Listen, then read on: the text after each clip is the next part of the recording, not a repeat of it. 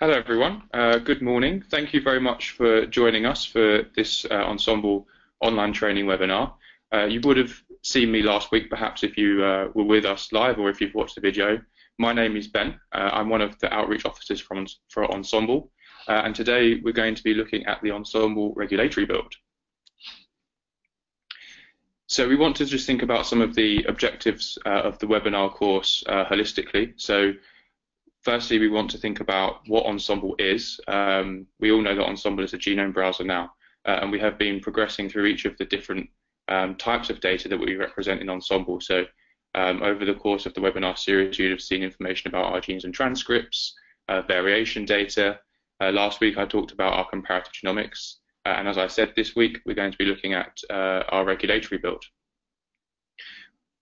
The theme of the webinar series is using the browser to access all of this data. So we're going to be mainly focused on the Ensembl browser, but we've also been thinking about some of the tools that we can use to access the data. So you'd have heard a little bit about Biomart and VEP already. And next week, Emily is going to talk to you about data access using a variety of different tools and access methods as well. So we're getting towards the end of the webinar series now. This is actually the penultimate installment of the series. So this is the regulatory build webinar. And then, as I said, next week, Emily is going to be delivering the final webinar where she's going to be looking at uploading your own data to Ensembl and then looking at some advanced ways to access the Ensembl data as well. So for this webinar, there's a particular structure. So first of all, I'm just going to give a short presentation where I'm going to introduce you to the Ensembl regulatory build and the data that we process to produce the regulatory build. Then we're going to have a short demonstration. So I'm going to jump out of the presentation into a live demonstration where I'm going to show you how to get lots of different pieces of information concerned with the regulatory build.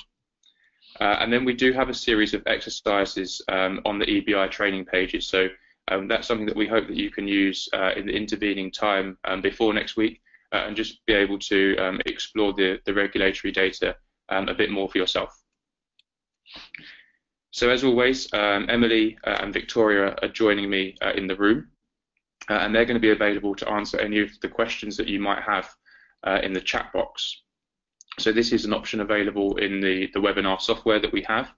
So if you do have any questions, please just address your questions to everyone, but then type your name at the beginning of the message with @Ben, for example, and then Emily and Victoria will be able to respond in line with you because there's no threading in that chat box. So as I mentioned, there are exercises available. So hopefully you've had a chance to look at the EBI training pages, and there's the URL for all of the pages at the top of the slide here. So what we've done is we've provided a number of different exercises that take you through some of the different things that we were going to cover in the webinar today, and then we also give you some model solutions as well. So with Ensembl, there's often a number of different ways that you can actually get data. So the solutions aren't the only way to get the data or the answer for the exercises, but it just gives you sort of a way to think about how to approach those exercises. And if you are completing the exercises and you come across any troubles, you have any questions about the Ensembl data, then there's a number of ways that you can get in contact with us to ask us questions. So firstly, you can use the Facebook Ensembl online training series group, which we've created, and you can join and ask questions there. But also you can ask questions to us directly using the Ensembl help desk. So the email address for that is helpdesk@ensembl.org. Okay, so that's the preamble done. We're going to now think about the Ensembl regulatory build. So the regulatory data in Ensembl is concerned with annotating the genomes of species with regulatory elements. So these can include things like promoters, enhancers, and repressors. And we use a number of different data to annotate these features. So we use things such as epigenetic marks, which can include histone modifications and DNA methylation. And then we also incorporate data such as transcription factor binding data, RNA polymerase binding data, and then we also use data that's predicted whether chromatin is open or closed, which is DNase 1 sensitivity assays. So the first type of data that we use to inform our regulatory build is epigenetics data. And so we're just going to think about what this exactly means. I'm sure many of you are familiar with the concept of epigenetics, but it's the study of heritable genetic changes without changes in the DNA sequence itself. And this is known to regulate gene expression. So epigenetics can come in one of two main flavors. So firstly, we have DNA methylation data. So this is where methyl groups are directly added to CG-rich repeats within the DNA. And then the other branch of epigenetics is histone modifications. So this is where the histones around which the DNA is wound can also be post-translationally modified as well. And we're going to look at some of those modifications and how they can affect gene expression in the next few slides. So I just want to give a quick example to try and demonstrate to you the power of epigenetics and how it can really affect cell differentiation and physiology. So in the example here, we've got the hematopoietic stem cell lineage. And at the top, you can see we have the multi-potential hematopoietic stem cell at the top here. And as that stem cell divides, its daughter cells eventually terminally differentiate into a plethora of different cell types. So we have, for example, monocytes and macrophages, neutrophils, basophils, and then also across on this side, plasma cells, natural killer cells as well, for example. So if we take two of these terminally differentiated cells, for example, the natural killer cells and the neutrophils, if we look at these cells, we can see that they're actually very, very different. They're very morphologically different in terms of their size and their shape and their organelles, and they actually carry out very different functions as well. So the way that these cells have come to be so different, even from coming from the same progenitor cell, is that this is because they express different genes. And this is because even though they have the same genome, they have different epigenomes, so they express genes in a different pattern. So this is quite an old slide. It's quite an old version of a very famous slide, but it sort of tries to demonstrate how a stem cell at the top of a marble run will eventually make cell fate choices as it descends down the run, eventually ending in one of these terminally differentiated cells. So we now know that with the power of science, we can actually push our marbles back up the run to produce induced pluripotent stem cells. But generally, in the body, the stem cells differentiate and end up as one of these terminally differentiated cells after having made these cell fate choices due to its epigenetic activity. So the first branch of epigenetics that I want to look at in a bit more detail is the histone modifications.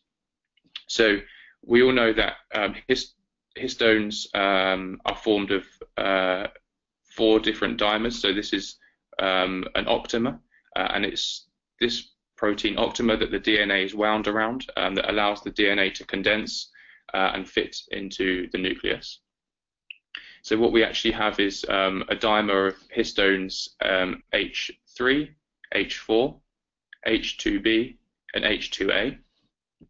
And these histone proteins individually are actually quite globular, but they do have an extending N-terminal tail.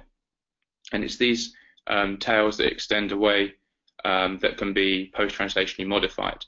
So this is an example that we have here.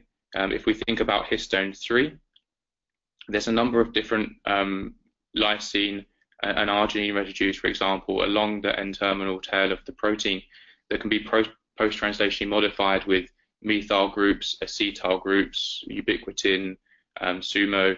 All these different types of post-translational modifications that we know about can be covalently joined onto any of these lysine residues. So we have a very specific nomenclature when we're thinking about the histone modifications.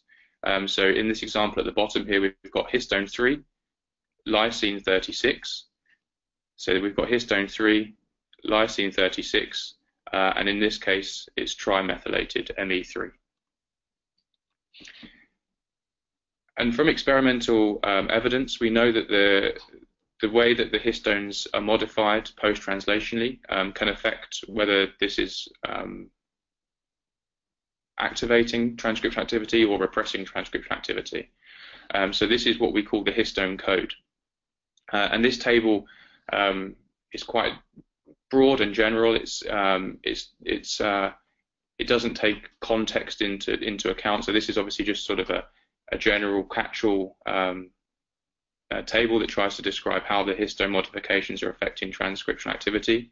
So we can see in green, for example, these are histone modifications that have been shown to be activating transcription activity, and those in red are shown to be repressive towards transcription activity.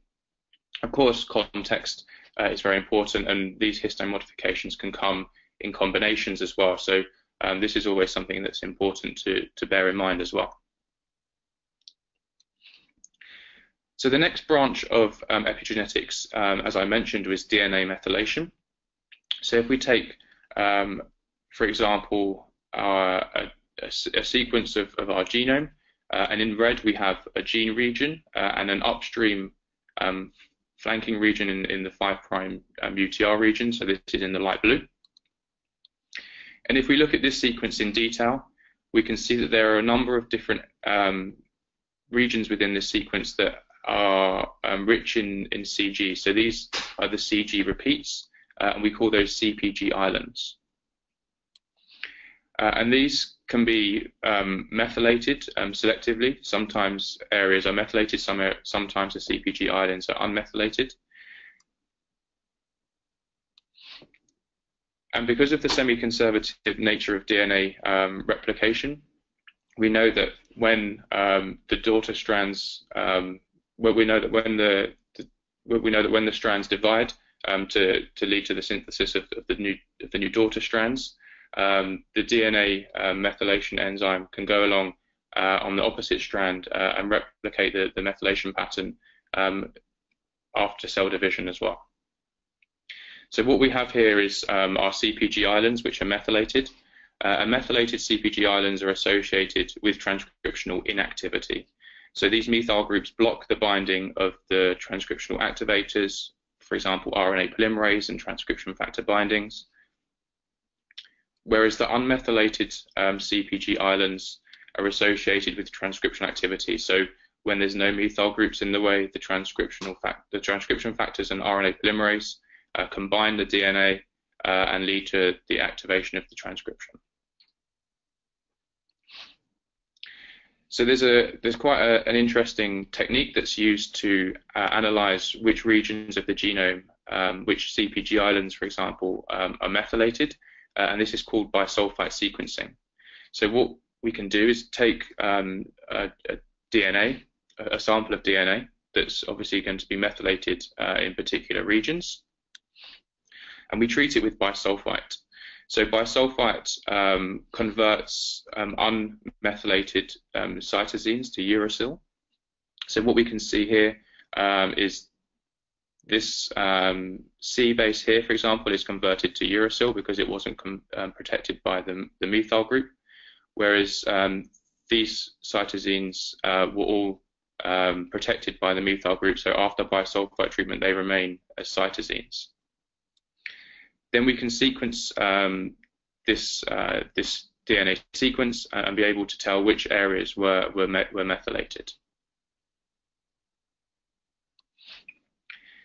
So the next thing I want to talk to you, moving away from the epigenetic modifications now, is the promoters and enhancers.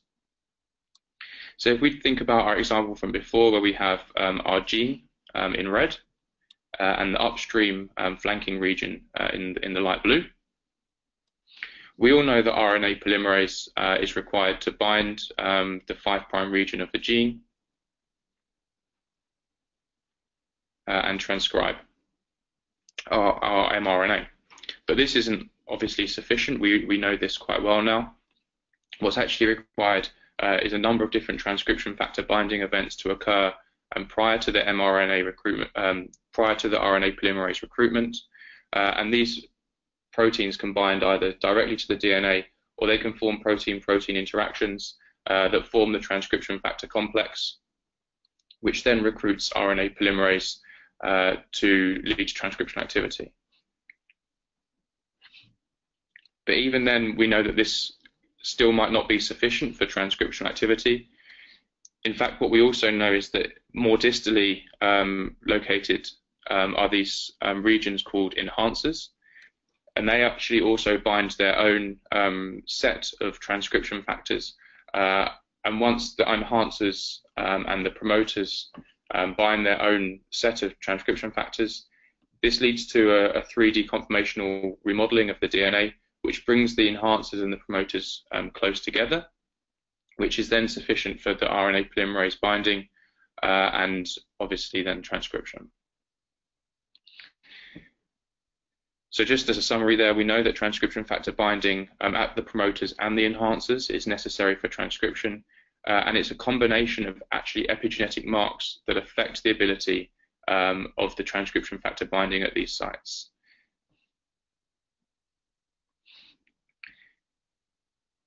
So as with bisulfite sequencing looking at DNA methylation, we have a particular experimental technique that allows us to assay where histone modifications and transcription factor binding is particularly occurring, specifically occurring within the genome. So if we take a segment of DNA, for example, here, which has DNA binding proteins bound along its length, we can then chemically cross-link these proteins to the DNA to form this covalent bond. And then we perform this mechanical shearing. So the DNA is broken up into fragments of different lengths, which obviously produces some fragments of DNA without any proteins bound, and some fragments of DNA where the proteins have been chemically cross-linked. What we can then do is we can use antibodies which have been generated to selectively pull down particular proteins.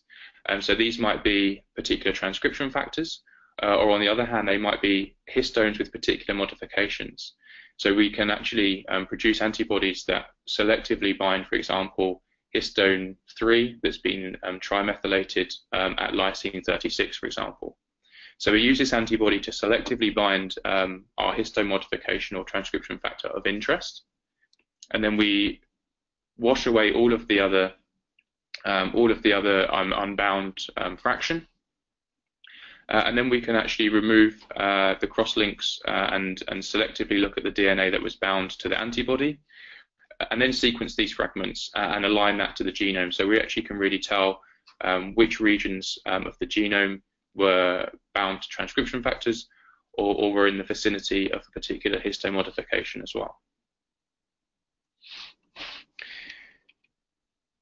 So the next thing that I want to look at, and it's one of the other types of data that we use to inform our regulatory build, is whether DNA or chromatin rather is open or closed.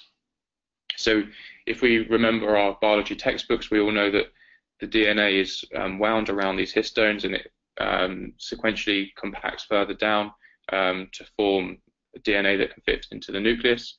And this is all very regularly and uniformly presented in the textbooks, but we know this isn't actually how it happens in real life. In fact, what you get are these areas that are very highly condensed, where the DNA is compacted around a number of different histones. And then we also get these areas which are less compacted and are more open in terms of the chromatin binding, in terms of the histone binding, sorry. And we know that this pattern of open and closed chromatin can affect transcription activity as well. So the closed chromatin, for example here, is associated with an inability of the transcription factors to access their binding sites and lead to transcription activity. Whereas the open chromatin is much more accessible to the transcription factors, and they're able to bind their binding sites within the DNA and then lead to transcription activity.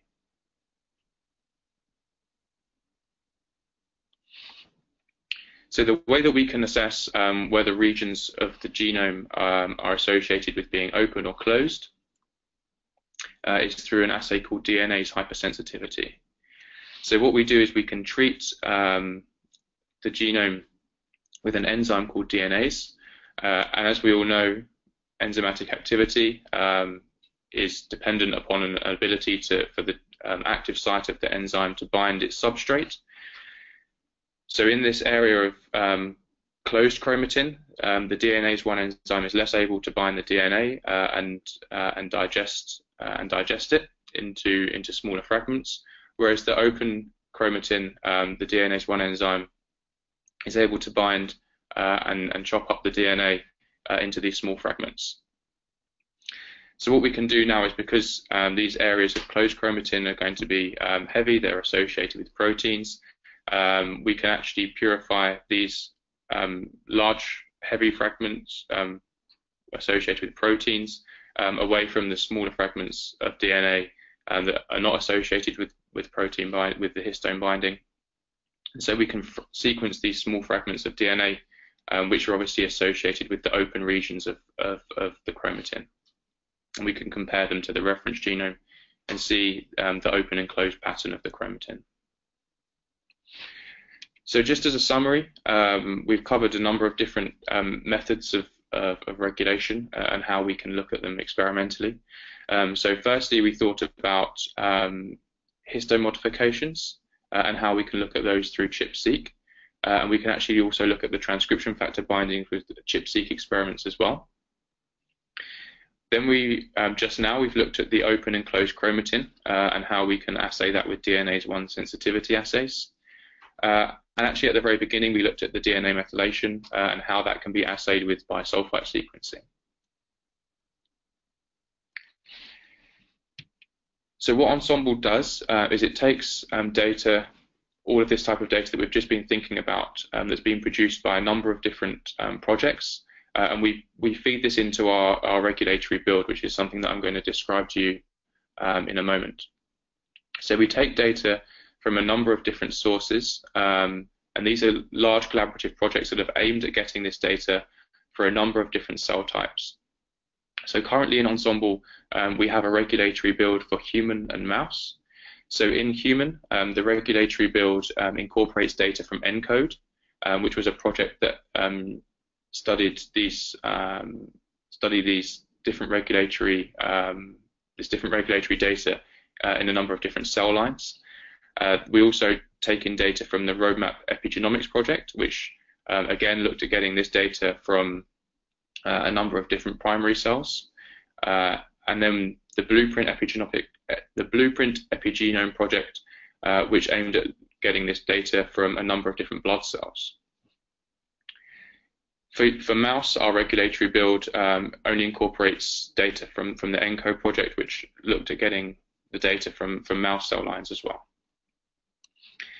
In the future, we do hope to extend our regulatory build towards other species as well. So at the moment, there's the FANG project, which is getting this regulatory data from a number of different agricultural species, such as cow, sheep, pig, chicken, and also the zebrafish as well. So there's a zebrafish genome biology project, which is getting the regulatory data for a number of different zebrafish cell types as well.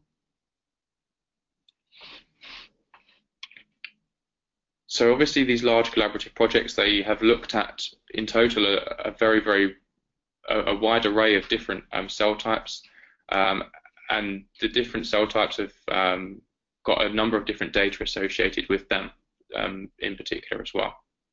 So in Ensembl, we incorporate cells from these projects that have a minimum of CTCF binding data, DNase 1 sensitivity data, and then also these three different histone modifications. So H3 lysine 4 trimethyl, histone 3 lysine 27 trimethyl, and histone 3 lysine 36 trimethyl data as well. So when a cell has these types of data associated with it, it's incorporated into our regulatory build.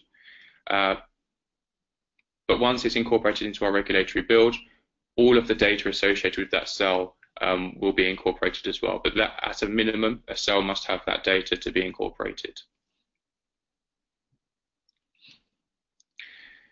So what we then do is take the raw data from all of these different projects, and we process the data to predict the positions of the different regulatory features along the length of the genome. And then we also use this data to predict the activity of these features, so whether they're active, repressed, poised, those things, for example. So this is a diagram, a cartoon that just sort of tries to describe how we take the raw data and process it to produce, to predict the existence of these regulatory features. So in blue here, you can see represented by this blue bar is the genome, and then we have a number of different transcription factors and histone modifications plotted along the length of the genome.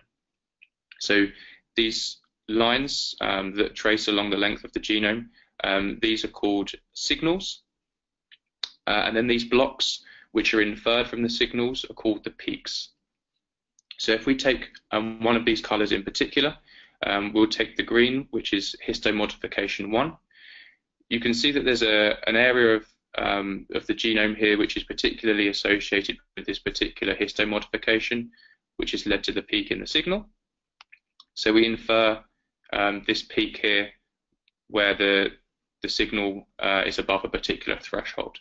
And we do this for a number of different transcription factors, histone modifications, and DNase 1 sensitivity, these sorts of things. So what we then do is we look for particular patterns along the genome. So we look to see where particular transcription factors and histone modifications all come together in a particular location to produce a specific signature. And we look for this pattern elsewhere in the genome as well. What we can then do is we can use known experimental data and the literature to see if this particular pattern, this particular signature has been associated with being a promoter with transcriptional activity. And if this particular signature is known to be a promoter in specific locations in the genome, then it is also reasonable to infer that the other locations where this particular pattern is present are also promoters. But of course, there's a number of different types of data. There's a number of different signatures that exist throughout the genome. So we look for where these signatures exist. And we also look to see whether these are known promoters. And if they are, then we also label all of these other signatures as promoters as well. And we do the same thing again and again for all of the different epigenetic signatures that we can find. The next process in our regulatory build is called segmentation. So this is where the genome is partitioned depending on the epigenetic signature. So we look to see and call a number of different regulatory features depending on the epigenetic signature that exists. So you can see here, for example, this particular signature has been segmented to form this regulatory feature. This signature forms another, and this signature again forms another regulatory feature. So we obviously do this process up to the segmentation for all of the different cell types that we are going to include in the regulatory build. So in this example, we've just got 4 cell types, but you can imagine in our actual regulatory build, we have a number of different cell types. But in this example, we're just using 4 to keep it quite simple. So we take all of our cell types, and what we do is we then use those to produce what we call a multi-cell feature. So we move along each of the different cell types together, and in 200 base pair bins, and we ask if that 200 base pair bin is associated with a regulatory feature in any of the different cell types. So you can see in this 200 base pair bin, for example, cell type 4 has been associated with a regulatory feature here. So we label this region as a feature. And we move along sequentially. You can see obviously here both cell type 1 and 4 have got a regulatory feature in that region. So we again label this 200 base pair bin. And we move along the genome asking the same question. And if a regulatory feature occurs anywhere within that 200 base pair bin in any of the cell types, then our multi-cell feature is annotated.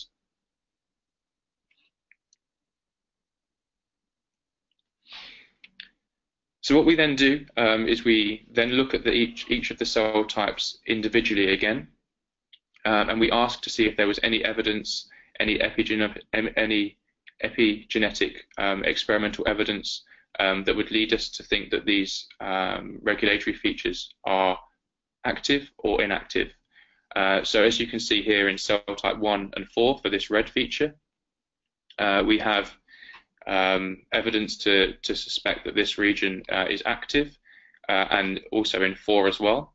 So you can see if you, in Ensembl, in the demonstration, what you're going to be able to see is for each cell type we've annotated a regulatory feature as either being active, where it's coloured in, or inactive, where it's hashed. What you're going to see in our demonstration as well is that we've also incorporated some new definitions of this activity as well. So promoters might also be poised, for example. So we're going to think about how we can classify the activity of the different regulatory features as well.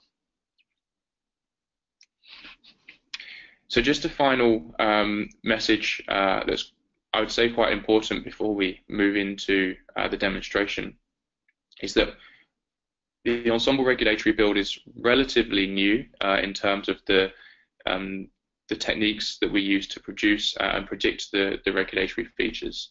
And at the moment, the regulatory build is not linked to the gene build. They're both independent processes that predict features, either genes or regulatory features, along the length of the genome. So we do not link the regulatory features to the genes. So we do not say that this promoter is the promoter for this gene. So we do have gene expression data, and we've got cell line specific regulatory data that's all available that you can view in Ensembl. But this is something that you have to investigate and infer for yourself, and then even experimentally verify as well. So it might very well be reasonable to look at a promoter that's located in the 5' region of a gene, and you might want to investigate whether that's the promoter specifically for that gene, but that's not something that we can currently do in Ensembl. So that brings me to the end of the presentation. We're going to move into a short demonstration that's just going to show you some of the regulatory data that you can access with Ensembl. So we're going to look at a particular gene. We're going to look around in the region, in the genomic region surrounding the LIMD2 gene, and we're going to see which regulatory features are there and what cell types they're active in as well.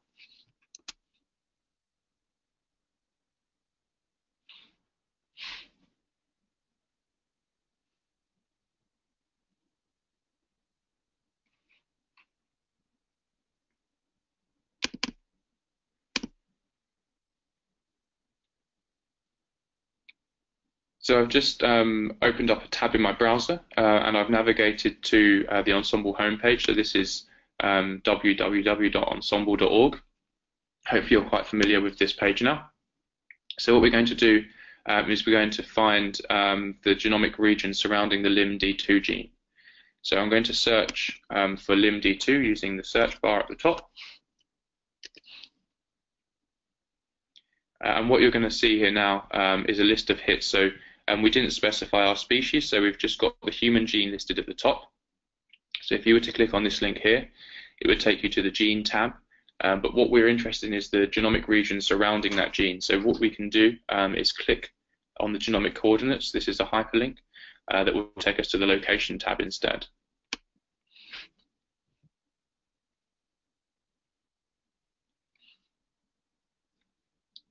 So this page is loaded. This is the region in detail view, the location tab that hopefully you're going to be familiar with from the previous webinars.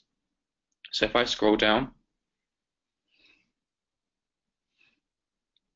you'll be able to see the region in detail view. So this, as you will be aware from the previous lectures, this is the contig. This is the representation of the genome. And you can see the LIMD2 transcripts beneath here. So the LIMD2 gene is on the reverse strand, and these are all of the different transcripts that have been annotated for the LIMD2 gene. And if we scroll down, you can see that by default, one of the tracks that we show in the region in detail view is the regulatory build. So what you're going to see in this track are the multi-cell features. So if we look here, we can see that in this track we've got this salmon-coloured bar and also this red-coloured bar with the black lines within them. So the black lines represent transcription factor binding motifs, and then the coloured bars represent the features themselves. So if we scroll down, you'll be able to see from the legend what these different coloured bars mean. So what we can see here in the dark red, this is a promoter, whereas this salmon-coloured pinky bar is the promoter flank. So what we can do is we can actually get more information about the regulatory feature itself by clicking on it. So what we get now is a pop-up window that tells us, again, what type it was, a promoter. We know that from the color, but it also gives us a stable ID, which is hyperlinked as well. So if we click on the stable ID from the pop-up window, it will take us to a new tab that we wouldn't have seen before from the previous webinar. So this is the regulatory tab, and it's going to be one of the places that we can find all of the information about this particular regulatory feature. So if we scroll down, you can see by default we're in the summary view. So this is the highlighted page here. You'll be able to see that the regulatory feature is a promoter, and that is active in 49 out of the 68 different cell lines, the different epigenomes that we have within Ensembl. So if you look down, you can see that this is the regulatory build, and this is the multi-cell feature for this particular genomic region, for this particular regulatory feature. So one of the options that we have here is to see this regulatory feature across a number of different cell types. So you can see here there's an option at the top here that says select cells. So at the moment we're not showing any, we're just showing the multi-cell feature. So if you click on this blue button,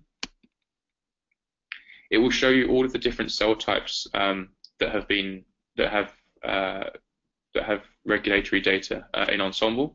And you can choose your cell types of interest to see the regulatory feature activity in your cell type. So I'm just going to add 3 different cell types. I'm going to add the H1 ESC cells. I'm going to add the HeLa S3 cells. And I'm also going to add the placenta cells as well. And then I'm going to save and close the window.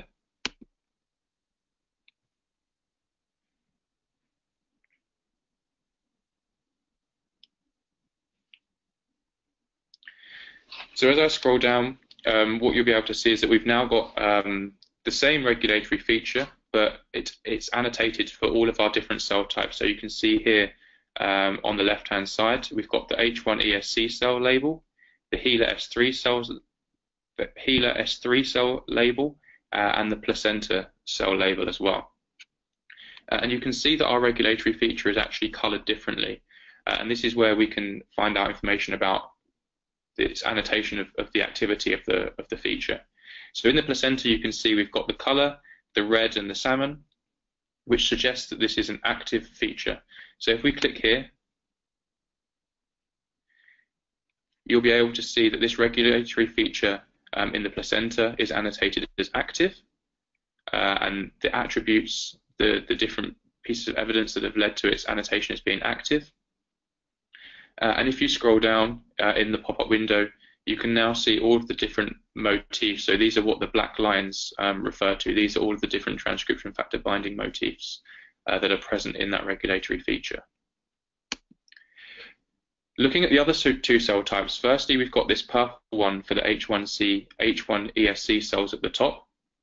So if we click on this one next, we can see that this is actually annotated as poised. So this is an activity status that suggests that it's not transcriptionally active at the time of assay, but there is evidence to suggest that it's poised for activity.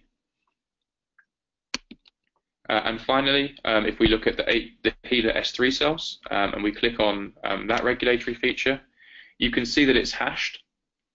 It's not coloured in, which denotes that it's been annotated as inactive. So this is an inactive feature in this particular cell type. So if I scroll back up to the top of the page, we can get a lot more information about the data that was used to make these predictions. So we can find this in the option where it says details by cell type.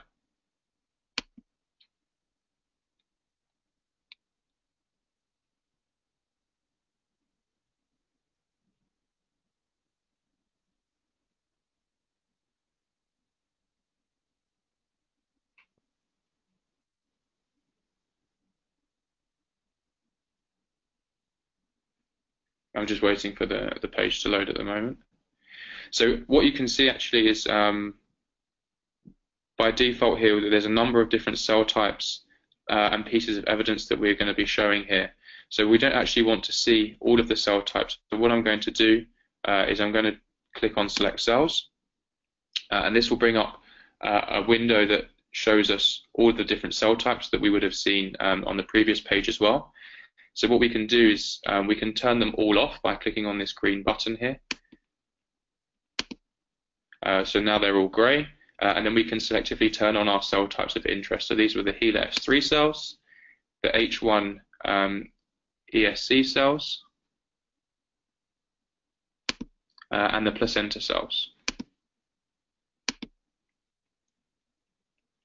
And we can also select which evidence we want to see relating to these cell types of interest. So you can see that we've got a number of different histone modifications, transcription factor binding events, polymerase binding events, and also the open chromatin. So what we're going to do is we want to see all of the available data that's available for these three cell types. And finally, we're also going to see the data as peaks by default. So these are just the blocks that we infer from the signal. So if we also click signal here, what we will be able to see is the trace with the inferred peaks as well.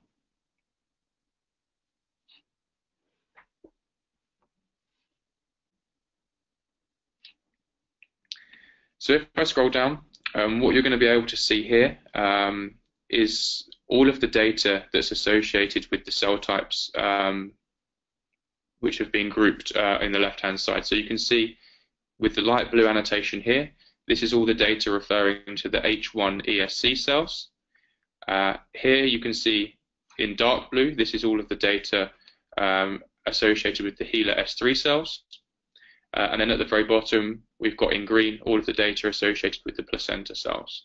So if I just scroll back up to the top, we're going to look at the H1 ESC cells first of all. So you can see that this is the regulatory feature annotated in purple. So now what you can see is all of the different DNase 1 and transcription factor binding sites as well here. So you'll be able to see for each individual color the signal. So if we look at green here, this green peak leads to the annotation of this CT-CF binding peak here, and the same here, and then also a small CT-CF binding peak at the further downstream as well. And this is done for each of the different transcription factor binding events, and then also each of the different histone and polymerase modifications as well. So you can see the polymerase 2 binding, which is inferred from the increased signal here, and then also the histone modifications here, which are each associated with transcriptional activity. So this has led to the annotation of the H1 ESC promoter as being poised. And then if we just scroll down and look at the HeLa S3 cells, you can see that there is some evidence for CTCF binding, but there's not an awful lot of polymerase binding or activating histone modifications, for example, or even the binding of other transcription factors. So this is you can see that the difference between the H1 ESC cells and the HeLa S3 cells, and this is why this particular promoter has been labeled as being inactive in the HeLa S3 cells. Okay, so just in the interest of time, I'm going to move back up, and I want to show you one last thing from the regulatory tab, and this is the source data. So if I click on source data, what you'll see when this page loads is a table that contains all of the different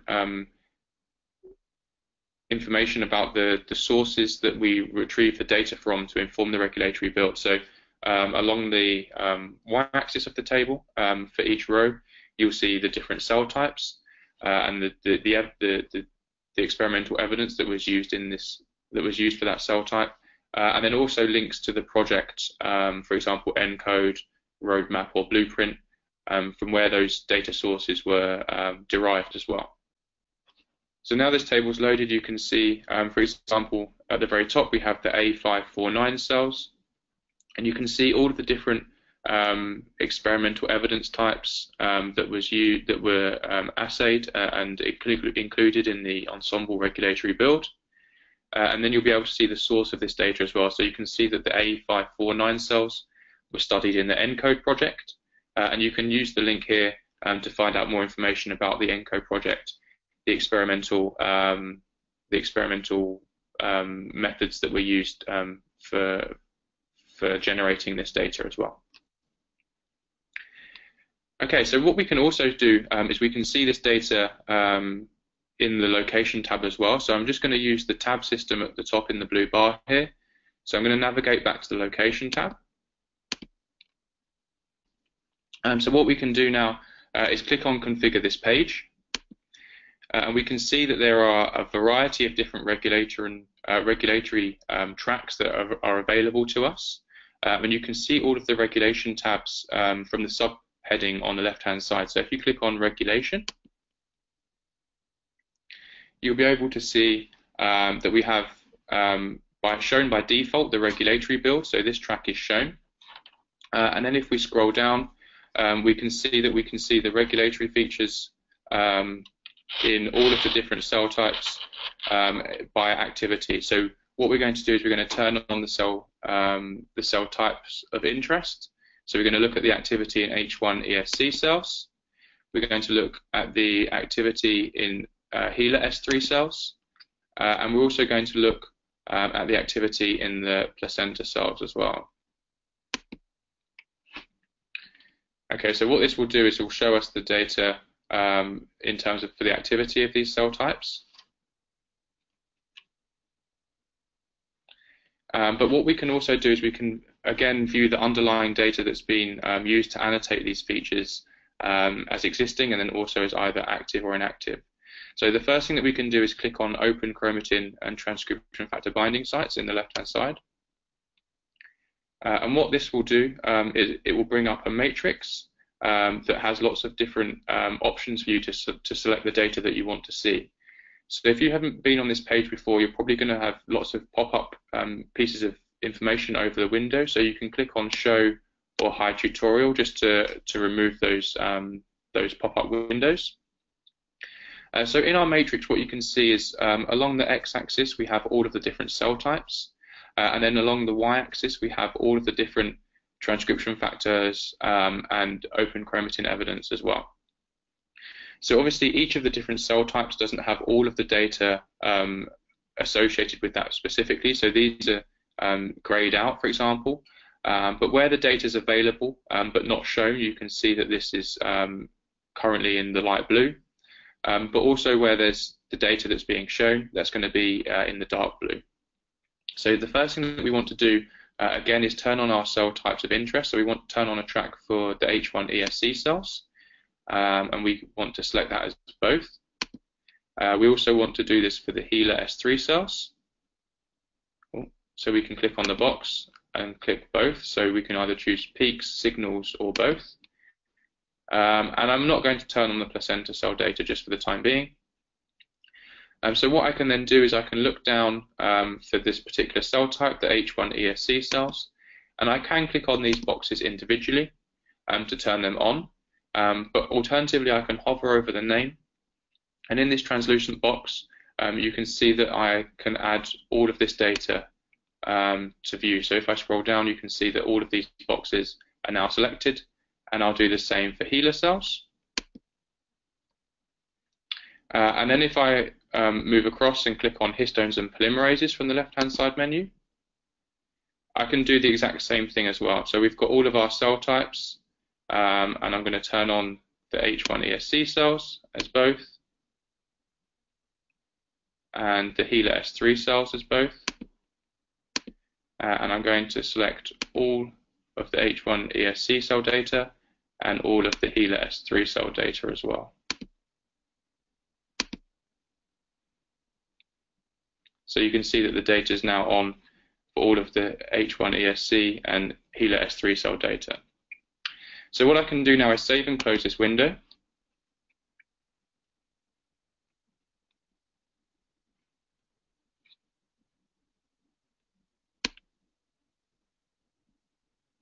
And what we'll see in our region in detail view